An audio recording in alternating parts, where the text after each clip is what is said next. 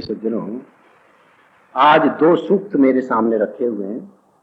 एक नासदीय सूक्त, इस सूक्त का एक नाम है भाववृत्तम, और ये ऋग्वेद का 10वां मंडल, उसका 129वां ये सूक्त है। और दूसरा सूक्त है ज्ञानम सूक्त, यह भी ऋग्वेद के 10वें मंडल का 71वां सूक्त है। इन दोनों सूक्तों का मैंने समन्वय करना है और आपके सामने विचार रखना है। पहले सूक्त में तो ये बताया है कि संपूर्ण सृष्टि प्रलय में कैसे रहती है और फिर प्रलय से इसका निर्माण कैसे होता है। और जब सृष्टि का निर्माण हो जाता है तो परमपिता परमात्मा हमें ये वेदों का ज्ञान कैसे देता है, ये ज्ञानम सूक्तम में है। तो क्रमशः मैं समझता हूं दोनों का संबंध जुड़ जाता है। इस नासदीय सूक्त का नाम नासदीय क्यों पड़ा? इसके पहले ही मंत्र में जो शब्द आया है वह है ना असद आसीत, न असत आसीत। अब इसको हम मिला लें शब्द को, न असत को,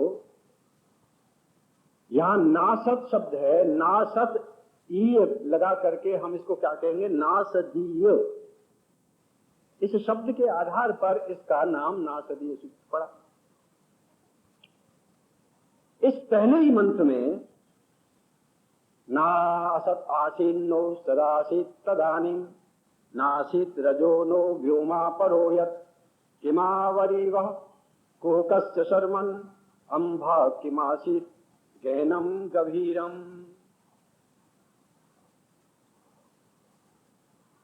इसमें प्रश्न किया गया है कि प्रलय के समय में क्या रह जाता है, उस समय कौन कौन से तत्व विद्यमान रहते हैं। क्योंकि प्रलय के समय में न मृत्यु राशि न तो मौत रहती है, जन्म और मृत्यु दोनों ही प्रलय के समय में नहीं रहते। न रात्रिया अन्न आसित, न रात रहती है और न दिन रहता है। तो फिर कौन रहता है प्रलय के समय में? तो यहां कहा है रहता तो है कोई प्रलय के समय में, कुछ तो रहता है। तो वेद में कहा है अनादि आनीद वातम स्वधया तदेकम। स्वधया, स्वधा शब्द वेद में यहां पर प्रकृति के लिए आया है। प्रकृति के साथ तदेकम, वह एक परमपिता परमात्मा रहता है। प्रलय के समय में परमाणु भी रहते हैं और परमात्मा भी रहता है। कहते और क्या रहता है? कहते और भी रहते हैं। इसी सूक्त में कहा है रेतोधा आसन। रेतोधा का मतलब होता है जीवात्माएं, वे भी रहती हैं। रेतोधा आसन। अब इस सूक्त में बड़ी स्पष्ट बात आ गई कि प्रलय के समय में 3 तत्व विद्यमान रहते हैं। परमात्मा भी रहता है प्रलय के समय में, जब सृष्टि प्रलय में चली जाती है, और ये प्रकृति के परमाणु भी रहते हैं प्रलय के समय में, ये भी समाप्त नहीं होते। और जीवात्माएं क्योंकि नित्य हैं, ये कभी मरती नहीं है, तो उस समय जीवात्माएं भी रहती हैं, परंतु उनके देह नहीं रहते। ये जो शरीर है ये नहीं रहता, क्योंकि ये तो प्रलय के साथ, ये सृष्टि के जब सब तत्व समाप्त होते हैं, जब प्रलय का अर्थ है प्रकर्षेण लीयते यस्याम अवस्थायाम, जिस अवस्था में सारी सृष्टि लीन होती चली जाती है उसको प्रलय कहते हैं। सबसे पहले क्या समाप्त होता है? सबसे पहले जो स्थूल तत्व हैं, पृथ्वी, जल, तेज, वायु और आकाश, ये भौतिक पांचों तत्व किसमें लीन होते हैं? शब्द, रूप, रस, गंध और स्पर्श में लीन हो जाते हैं। और वह किसमें लीन हो जाते हैं? कहते हैं वो फिर पीछे ये सारे तत्व सूक्ष्म तत्वों में लीन हो जाते हैं, और सारे सूक्ष्म तत्व अंत में परमाणुओं में लीन हो जाते हैं। इसको कहते हैं प्रलय। फिर स्थूल सृष्टि दिखाई नहीं देती। उसके लिए अब ये नासदी सूक्त में जो मंत्र है उसमें पहला ही ये है, न असत आसीत। प्रलय के समय में हम ये कहें कि उस समय असत था। असत का मतलब कोई चीज नहीं थी, ऐसा भी नहीं कह सकते। न असत आसीत, क्योंकि उस समय परमात्मा की, जीवात्मा की और परमाणुओं की सत्ता रहती है। इसलिए ये नहीं कह सकते कि प्रलय के समय में असत था, अभाव था, कोई भी चीज नहीं थी। ये कही बात। दूसरी बात फिर कही, नो सत आसीत। उस समय सत भी नहीं था। सत का मतलब ये जो कार्य जगत है, जो सृष्टि दिखाई दे रही है आंखों से हमें, स्थूल सृष्टि, ये इसको हम कार्य सृष्टि कहते हैं, कार्य जगत कहते हैं। प्रलय के समय में ये भी नहीं था, ये भी नहीं।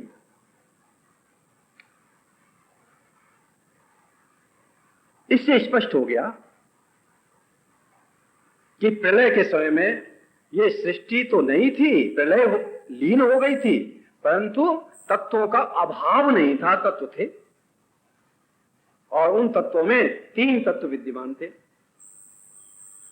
परमात्मा, जीवात्माएं और परमाणु, तीनों तत्व थे। परंतु उसमें दो तत्व जो है वो प्रसुप्तमेव सर्वथा। मनु जी ने लिखा है, प्रलय के समय में तम आसीत तमसा गूढ़म अग्गे, अंधकारी अंधकार सा रहता है उस समय। ये सूर्य का प्रकाश तो उस समय होता नहीं है। और उस समय प्रलय के समय में प्रसुप्तमेव सर्वथा, सब परमाणु सोए हुए से रहते हैं। उनमें ऐसी जीवात्माएं भी सोई हुई सी रहती हैं, प्रसुप्तमेव सर्वथा। लेकिन परमात्मा सोया हुआ नहीं रहता है। वह जब सृष्टि का निर्माण प्रारंभ करता है तो वह क्या करता है? कहते हैं वह इन दोनों तत्वों को प्रेरणा देता है। क्यों? परमपिता परमात्मा प्रलय में भी इन दोनों तत्वों के भीतर व्यापक बन करके रहता है। प्रलय के समय में भी परमात्मा परमाणुओं में भी व्यापक रहता है और जीवात्माओं में भी व्यापक रहता है। तो सबसे पहले वो क्या करता है? सबसे पहले वो परमाणुओं को प्रेरित करता है। प्रेरित का मतलब उनमें गति पैदा करता है। और जब गति पैदा होती है परमाणुओं में, तो वह गति आगे बढ़ती चली जाती है और यथा पूर्वम कल्पयत, जैसे पहले सृष्टि कभी बनी थी इसी प्रकार की सृष्टि फिर बन जाती है। इतम च सत्यम चा वीदात तपसोध्य जायत ततो रात्रि जायत तथा समुद्रो जायत। तो वहां कहा है यथा पूर्व मकल्पयत, सृष्टि फिर वैसी क्रमशः कैसे हो जाती है? जैसे माली क्या करता है, पहला बीज वह जमीन में बोता है, आम की गुठली बो दी, पानी लगा दिया, मिट्टी में वो डाल दिया, लेकिन आगे जो कार्य होता है उसमें अब माली को आवश्यकता ही नहीं आगे का कार्य गुठली के अंदर से अंकुर का निकलना, पौधे का निकलना, निकल करके आगे बड़ा होना, बड़े होकर के उसमें डालियां निकलना, फिर पत्ते लगना, फिर फल लगना, पुष्प फूल लगना, और फिर फल लगना, ये प्रक्रिया फिर स्वाभाविक हो रही है। इस प्रक्रिया को करने की आवश्यकता नहीं है। ऐसे ही परमपिता परमात्मा जो पहली प्रेरणा है परमाणुओं में, वह तो कर देता है। आगे यथा पूर्व कल्पित सृष्टि अपने आप स्वभाव से जैसे जैसे बनना चाहती है वैसे बनती चली जाती है। परमात्मा किसी एक चीज को बैठ करके बनाता नहीं है, फिर उसे कोई आवश्यकता नहीं। तो परमपिता परमात्मा इस सृष्टि की रचना करता है। जब सृष्टि की रचना हुई तो अनेकों सौर सृष्टियां इस जगत के अंदर बन जाती हैं। जिस सृष्टि में हम रह रहे हैं ये एक सौर सृष्टि है, माने एक सूर्य की सृष्टि है। सूर्य के आसपास कितने नक्षत्र हैं, कितने तारे हैं, और हमारी धरती भी है। इस धरती पर हमारा जीवन है। ये एक सौर सृष्टि है। इस प्रकार के अनेकों सौर सृष्टियां इसके अंदर विद्यमान हैं। इस सृष्टि में हम रह रहे हैं। अब इस सृष्टि में क्या होता है कि जब सूर्य बन जाता है, सूर्य बनने के बाद उससे अनेक प्रकार के ये नक्षत्र, ये उससे जैसे चिंगारियां निकलती हैं, इस तरह से बन जाते हैं। और वो नक्षत्र वो सूर्य के आसपास चक्कर, उसके आकर्षण में चक्कर काटते रहते हैं।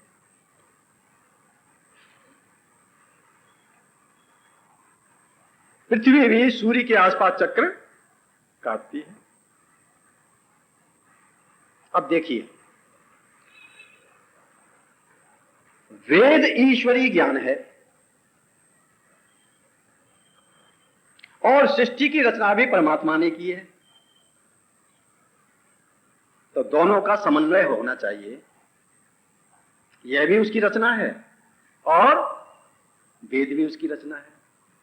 दोनों में एक दूसरे का विरोध नहीं होना चाहिए, और वही ईश्वरीय ज्ञान हो सकता है। कौन सा ग्रंथ ईश्वरीय ज्ञान है, यदि ये बात सोची जाए तो उसका एक ही जवाब है, जो दुनिया का ग्रंथ इस सृष्टि क्रम के अनुकूल है, जैसे सृष्टि चल रही है उसी तरह का इसका वर्णन किया गया है जिस ग्रंथ के अंदर, वही शास्त्र ईश्वरीय ज्ञान हो सकता है, अन्यथा नहीं।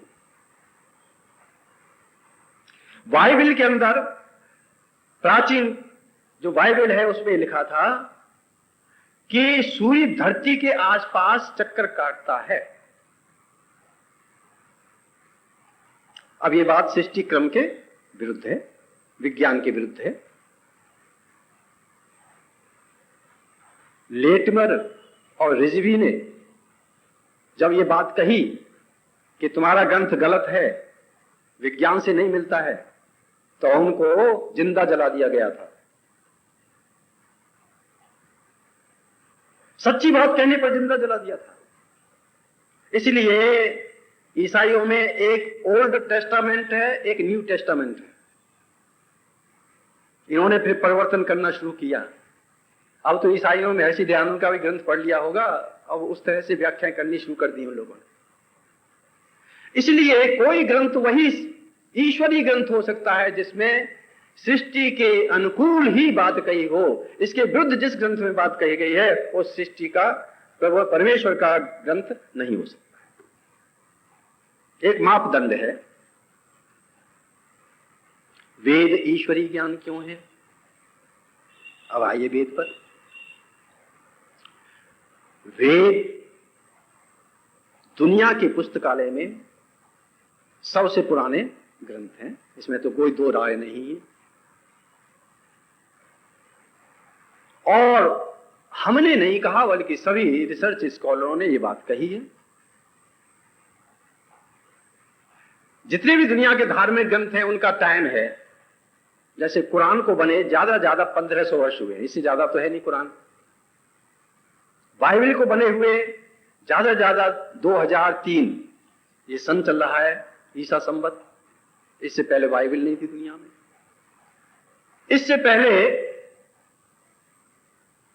यहूदियों का ग्रंथ, इनका ईरानियों का ग्रंथ बना था जैनदावस्ता, जो महात्मा जरदुश्त ने बनाया था। उस पर वेदों का प्रभाव है, बिल्कुल स्पष्ट प्रभाव है, वेद के शब्दों का प्रभाव है उस पर। वो भी ज्यादा 3500 वर्ष चला जाएगा पीछे, और इससे पीछे नहीं जाता। यहूदियों का ग्रंथ है जो मूसा साहब ने लिखा, वह है पेंटाट्यूक, पंचनामा, वह भी 3800 वर्ष पुराना जाता है, इससे पुराना वो भी नहीं जाता। यही ग्रंथ है दुनिया के सबसे पुराने ग्रंथ, और इससे पुराना कोई ग्रंथ है नहीं। लेकिन वेद का रचना काल वो इनसे भी बहुत पीछे चला जाता है, बहुत पीछे चला जाता है। कोई कहता है 10,000 वर्ष पीछे, 10,000 वर्ष हो गए वेदों को बने। और किसी ने यहां तक कह दिया कि हम कोई पिन नहीं लगा सकते इसके रचना काल की, बल्कि दुनिया के पुस्तकालय में सबसे पुराने ग्रंथ हैं, बस इतना ही कह सकते हैं। ये मैक्स मूलर ने कह दिया। तो वेद सबसे पुरानी रचना है। वेद से ही ज्ञान आगे अन्य ग्रंथों में, जो वेद का ज्ञान है, जो वेद में है, वो बातें यदि अन्य ग्रंथों में मिलती हैं तो निश्चय से वो वेद से आई हैं। जो किताब पहले बनती है उसका प्रभाव बाद की किताबों पर पड़ता है, एक सिद्धांत है सीधा सा। इसलिए वेद सबसे पुरानी रचना है। और वेद के विषय में अब देखिए ज्ञानम सूक्तम में क्या कहा है। वेद के अंदर ही वेद के विषय में क्या कहा है। बृहस्पते प्रथमम वाचो, ये उस बृहस्पति का, परमपिता परमात्मा का प्रथमम वाच, पहली वाणी है। उस परमपिता परमात्मा की पहली वाणी, पहला ज्ञान कहीं उदय हुआ है तो वो वेद है इस सृष्टि के ऊपर। प्रथमम वाच अग्रम यत् प्रेरत, सबसे पहले उसने इस ज्ञान की प्रेरणा दी। किनको दी? जो उस समय मानवों में श्रेष्ठ ऋषि थे। जब मानवों की सृष्टि हो गई तो उसे ज्ञान की भी आवश्यकता हुई, और उन मानवों में जो श्रेष्ठ ऋषि थे, अग्नि, वायु, आदित्य और अंगिरा, ये 4 ऋषि, इन 4 ऋषियों की आत्मा में भी तो परमात्मा व्यापक था। क्यों जी? वो तो सब व्यापक है ना। तो प्रलय में भी आत्मा में व्यापक रहता है, और जब संसार का निर्माण होता है तो अभी सृष्टि में व्यापक बनकर रहता है। उनकी आत्माओं में व्यापक रूप से उनकी आत्मा को परमात्मा ने ज्ञान की प्रेरणा, और उन्होंने उस आत्मा में ज्ञान की प्रेरणा को प्राप्त करके आगे उसको अपनी वाणी से अभिव्यक्त किया, उसे आगे उन्होंने प्रकट किया। तो यहां लिखा है अग्रम यत् प्रेरतः नामधेयम दधानः, वेद के द्वारा सबसे पहले उस परमपिता परमात्मा ने इस सृष्टि के अनेक पदार्थों का नाम रखा। नामधेयम दधाना, जैसे अब उदाहरण देता हूं, इस धरती पर अनेकों नदियां बहने लगी पर्वतों से, बर्फ पिघल पिघल करके जब बहने लगी तब उनका कोई नाम नहीं था। लेकिन वेद के अंदर ये शब्द यौगिक अर्थ में थे, धातुज थे। तो वेद के द्वारा इन नदियों के नाम रखे गए। गंगा अकस्मात गमनात्, जो तेज गति से चल रही है उसका नाम गंगा है। सरस्वती अकस्मात सरस्वती, उसमें सरस जल बहता था, बड़ा सुंदर पानी बहता था, मधुर पानी बहता था, इसलिए उस नदी का नाम सरस्वती पड़ा। ये शब्द कहां से लिया? वेदों से। मनु जी लिखते हैं सर्वेषां तु नामानि कर्माणि च पृथक पृथक वेद शब्देभ्य एवादौ पृथक संस्थाश्च निर्ममे। प्राचीन काल में सबके नाम और सबके कर्मों की व्यवस्था सबसे पहले वेदों ने दी। वेदों में ही शब्द आया मनुर्भव। मनुर्भव क्या अर्थ है इसका? आपने आज तक इसका अर्थ सुना होगा, बहुत सुना होगा, और ये सुना होगा कि तू मनुष्य बन। क्यों जी, यही सुना है, परंतु ये इसका अर्थ नहीं है। इसका अर्थ क्या है? महर्षि स्वामी दयानंद ने इसका अर्थ दिया है। व्याकरण की दो धातुएं हैं, एक मन ज्ञाने और एक है मनु अवबोधने। इसका अर्थ है, मन का अर्थ है मन धातु का ज्ञान, और मनु शब्द का अर्थ भी ज्ञान है। तो मनुर्भव का अर्थ क्या करोगे? तू ज्ञानी बन। आगे ना बात समझ में? मनुष्य तो है ही, मनुष्य तो है ही। मनुष्य माने न सृष्ट है कि मनुष्य, उस परमपिता परमात्मा ने आपके देह की रचना की है, इसलिए आप मनुष्य हो। मनोजाता मनुष्य, उस परमपिता परमात्मा से आप उत्पन्न हुए हो, इसलिए मनुष्य हो। मनुष्य जीवन तो है, फिर दोबारा मनुर्भव कहने की क्या मतलब? और इसमें यह भी नहीं आता कि मनुष्यता को अपना, यह भी अर्थ नहीं आता इसके अंदर। सीधा सा अर्थ है, जीवन के अंदर आप सबको, हम सबको क्या बनना चाहिए? ज्ञानी बनना चाहिए, क्योंकि हमारी आत्मा ज्ञान की भूख रखती है, ज्ञान को चाहती है, ज्ञान को प्राप्त करना चाहती है। इसलिए वेद के मंत्र में ये शब्द आया। जब ये शब्द आया तो विवस्वान ने सोचा कि मैं अपने लड़के का नाम क्या रखूं। तो उन्होंने कहा यही शब्द बड़ा सबसे बढ़िया शब्द है, इसको मैं लेता हूं, अपने लड़के का नाम मनु रखूंगा मैं। उन्होंने अपने बच्चे का नाम रखा मनु, और मनु हमारे राजा हुए, सृष्टि के आदि राजा मनु हुए। मनु ने सोचा कि मैंने जो नगरी बनाई है, अयोध्या नगरी, सरयू नदी के तट पर, बड़ी पुरानी नगरी है ये, उसका नाम मैं क्या रखूं? उन्होंने कहा मैं भी वेद का ही शब्द लूंगा, और वेद में आया है अष्टा चक्रा नवद्वारा देवा नाम पु अयोध्या। इस देह के लिए वेद में अयोध्या शब्द आया है, जो 8 चक्रों वाली और 9 दरवाजे वाली नगरी है, यह देह, इसका नाम अयोध्या है। तो जब देह का नाम अयोध्या है तो मैं भी अपनी नगरी का नाम अयोध्या ही रखूंगा। वेद के शब्दों को ले लेकर के नाम रखे जाते थे, बच्चों के भी नाम रखे जाते थे, और सब जितने भी ये सूर्य चंद्रमा नक्षत्र तारे, ये सब नाम वेदों के अंदर पहले विद्यमान है, इन सब के नाम रखे गए। तो वेद में लिखा नामधेयम दधाना, सब पदार्थों के वेद के शब्दों के द्वारा नाम रखे गए। और यदेशाम श्रेष्ठम यदर प्रमासी प्रेरणा तदेशाम निहितम गुहाभि, उस परमपिता परमात्मा ने इन ऋषियों की आत्मा में इस ज्ञान की प्रेरणा करके, और इसके द्वारा फिर उन्होंने अपने बुद्धि के द्वारा ऋषियों ने इसको व्यक्त किया आगे जाकर के, ये इस मंत्र में कहा। इससे प्रमाण और क्या चाहिए कि वेद जो है ईश्वरीय ज्ञान है। वेद के अंदर ही स्वतः प्रमाण है। स्वतः प्रमाण वो होता है जिसके लिए और किसी प्रमाण की आवश्यकता नहीं। और ग्रंथ परतः प्रमाण होते हैं, लेकिन वेद स्वतः प्रमाण है। वेद में ही कहा जा रहा है कि ये वेद ईश्वरीय ज्ञान है। इस वाणी को हमें जो परमात्मा ने दिया है, हम इसका सदुपयोग करें, इस वाणी को हम बोलें। प्राचीन काल के अंदर वेदों का नाम श्रुति था, ये बोल करके ही प्रकट किए जाते थे और सुना जाता था। क्यों? क्योंकि उस समय कागज नहीं बना था, कागज की रचना तो बाद में हुई। उस समय ये श्रुति थे, याद किए जाते थे, ऋषि लोग कंठस्थ करते थे इनको, आज भी कंठस्थ कर लेते हैं पूरे चारों वेदों को, और वो उसको अभिव्यक्ति करते थे। इसके बाद फिर ये लिपि के रूप में आगे आए, और इस वेदवाणी का व्यवहार व्यक्ति आपस में करने लगे।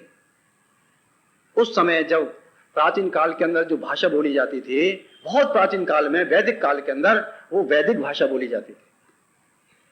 इसके बाद फिर वैदिक भाषा के बाद फिर जो भाषा बनी हमारे देश के अंदर, वो थी संस्कृत भाषा। वो व्यवहार की भाषा थी, आपस में बोलते थे सब व्यवहार में।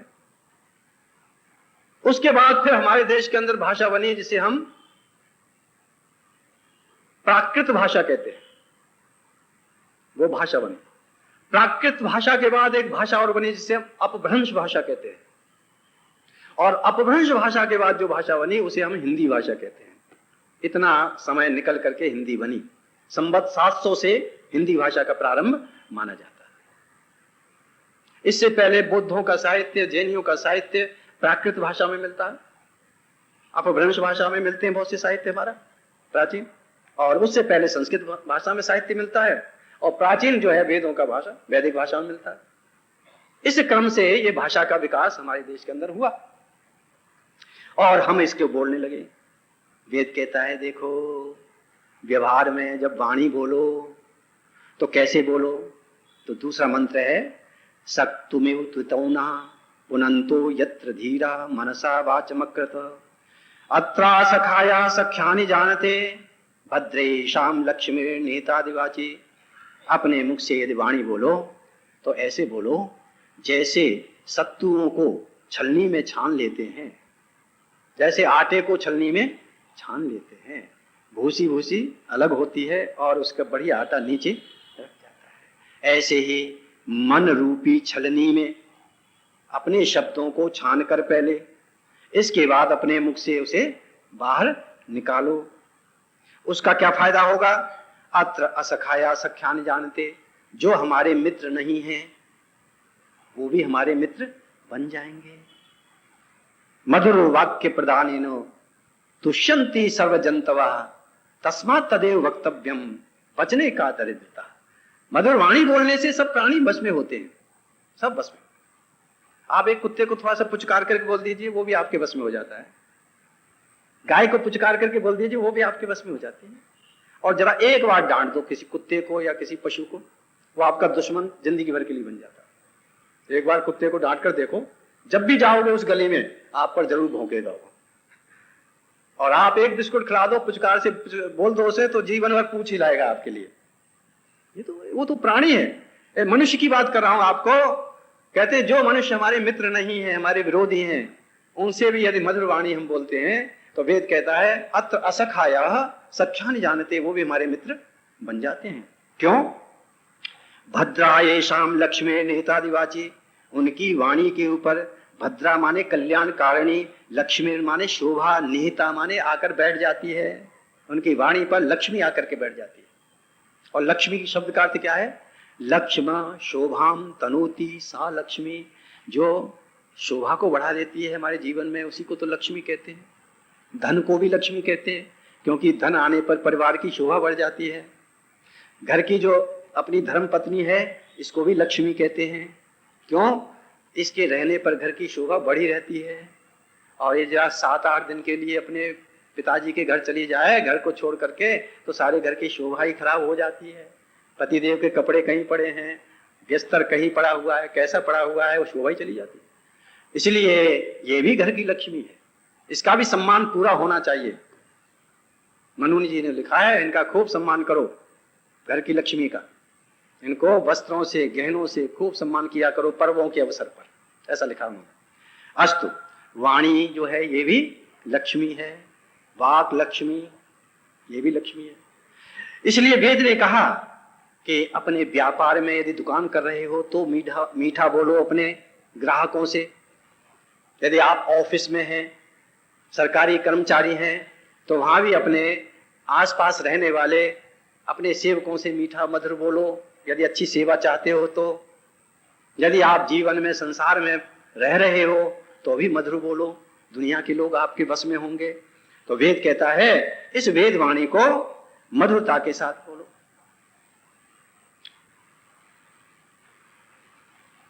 यह वाणी वेद वाणी, और इसने हमें, इस वाणी को परमपिता परमात्मा ने हमें दिया।